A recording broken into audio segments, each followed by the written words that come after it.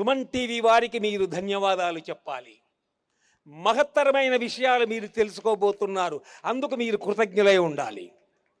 మీరు మీ భార్యల్ని గౌరవించాలనే విషయం తెలుసుకోవాలి. అప్పుడు దేశం సుభిక్షంగా ఉంటుంది. అలాగే స్త్రీలు, మీరు మనం వద్దన్నా వాళ్ళు మనల్ని గౌరవిస్తారు. వాళ్ళ హృదయాలు చాలా విశాలమైన హృదయాలు. వాళ్ళు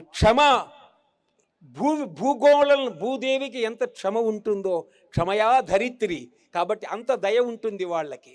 దయ వాళ్ళ సొత్తు. కాబట్టి వాళ్ళు ఎలాగూ మనల్ని ప్రేమిస్తారు, గౌరవిస్తారు, ఆదరిస్తారు, పూజిస్తారు, నమస్కరిస్తారు, అన్నీ చేస్తారు. కానీ మనం వాళ్ళని గౌరవించాలి, పూజించాలి. శివరాత్రి నాడు మనం ఏం చేస్తాం గురుగారు? ఉపవాసం చేస్తాం. ఎందుకు? జాగారం చేస్తాం. ఎందుకు?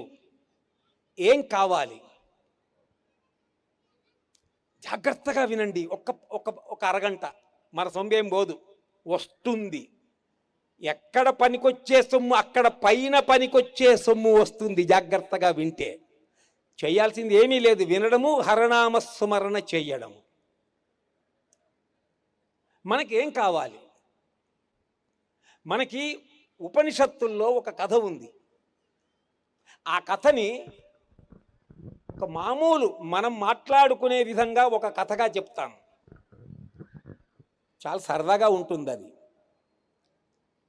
ఒక ఆయన అమెరికాకు వెళ్ళాడు. మనవాడే, మన తెలుగువాడే. అమెరికాకు వెళ్ళాడు. అక్కడ బాగా డబ్బు సంపాదించుకున్నాడు, ఇంగ్లీషు బాగా నేర్చుకున్నాడు, తెలుగు మర్చిపోయాడు. ఆయన వచ్చాడు. గోదావరిలో ఈ గట్టు నుంచి ఆ గట్టుకి పడవ మీద వెళ్ళాలి. అక్కడికి వచ్చాడు. ఒక పడవవాడు అక్కడ ఉన్నాడు. ఆయన ఏం మాట్లాడుతున్నాడు మీరు వినండి. పడవవాడు, ఇంగ్లీష్ కదా, ఇంగ్లీష్. బోటువాడు, come here, do you understand English అన్నాడు. తెలుగు ఆయన. నాకెక్కడ వస్తుంది బాబు, మేము ఇంగ్లీష్ అన్ని మాకెక్కడ వస్తుంది బాబు అన్నాడు ఈయన. ఇంగ్లీష్ రాదా, ఎట్లా బతుకుతావు అన్నాడు. సరే, ఈ గట్టు నుంచి ఆ గట్టుకు వెళ్ళాలి, ఏం తీసుకుంటావు? ఏదో అడిగాడు, ఇస్తా అన్నాడు. ఎక్కాడు. పడవ వెళుతోంది.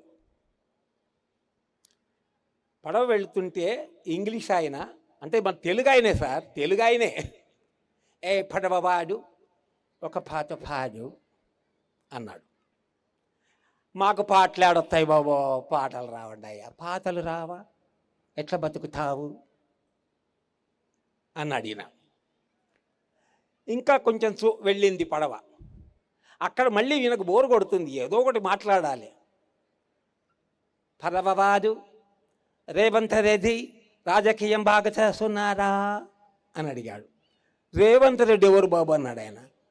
రాజకీయం తెలవదా, ఎట్లా బతుకుతావు అన్నాడు. కొంచెం దూరం పడవ పోయింది. అక్కడ ఒక సుడిగుండం వచ్చింది. పడవ దాంట్లో పడింది. గిర్రం తిరిగిపోతూ ఉంది.